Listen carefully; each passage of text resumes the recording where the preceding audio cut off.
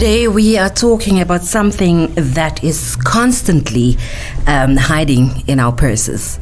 We're trying to run away from it, but there's just nowhere we can run because it will forever and ever follow us, and that is inflation.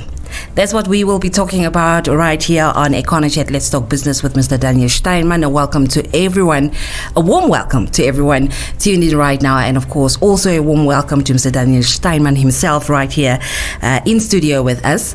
And Mr. Daniel Steinman, inflation. Yet again, we are back to this topic that is just making me personally want to run away from life.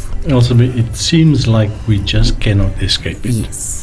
And in economics, there's a lot of bullshit that you can phrase certain elements in certain ways, and you can make it by wangling the statistics. You can make it look not so severe or not so important, and you can simply. I don't know what the expression is, but you can take people for a ride simply by baffling them with the jargon, the complexity of economics, and giving it fancy words and referring to a terminology that nobody understands, not even the economists themselves. But you cannot hide inflation. Yeah. And there's a very simple, fundamental reason for that. Because every day that you stand in the shop, in front of the shelf, and you wonder where are these prices going, you are confronted by the stark reality of inflation, sort of in your face. So the inflation is the one thing in the economy that you cannot soft soap, you cannot gloss it over, you can't make it go away, you can't make it less impactful. It's there. It's part of your daily existence, and you cannot tell anybody lies about inflation. I mean, every person experiences it on his or her own. So you will see there I've highlighted 3 different categories because I want to explain why suddenly inflation is back on our radar, especially given the fact that you and I must have discussed inflation at least 5 or 6 times. If not more. Yes, and we've gone into the technicalities, and we've gone into differences in calculating inflation and all sorts of aspects. And I do not want to say that those are irrelevant, but I do want to say that when you and I about 2 years ago had the first talk about the cost of living crisis, we both thought it was sort of the turning point, but it wasn't. And if I look at the statistics, we became a little bit complacent last year because inflation was coming down or slowing down, not coming down, slowing down all the time, every month. And then suddenly this year, February, we got a huge, nasty surprise. Inflation went from 3.2% to 3.6%. This is a month-on-month figure. Now, immediately I have to point out that the yearly figures, inflation is still coming down, albeit very slowly now.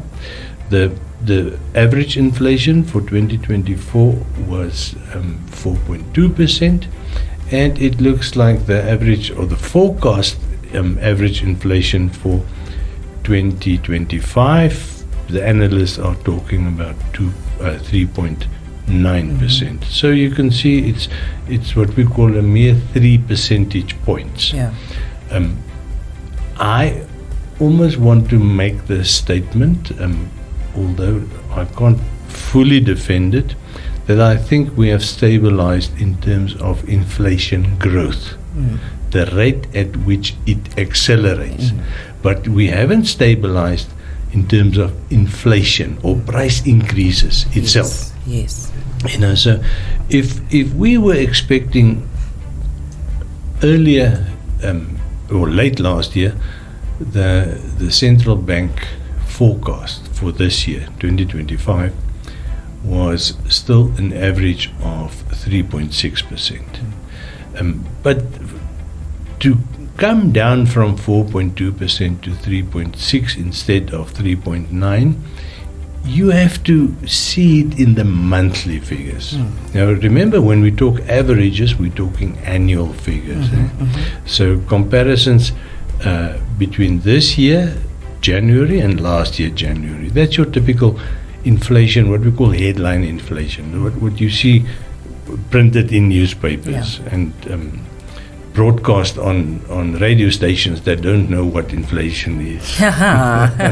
Not on Radio Energy, though.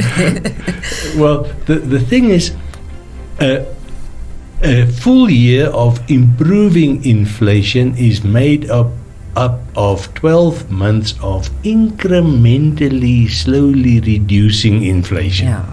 You don't have increases or high inflation for 6 months and then suddenly it comes down. It's a very discernible trend.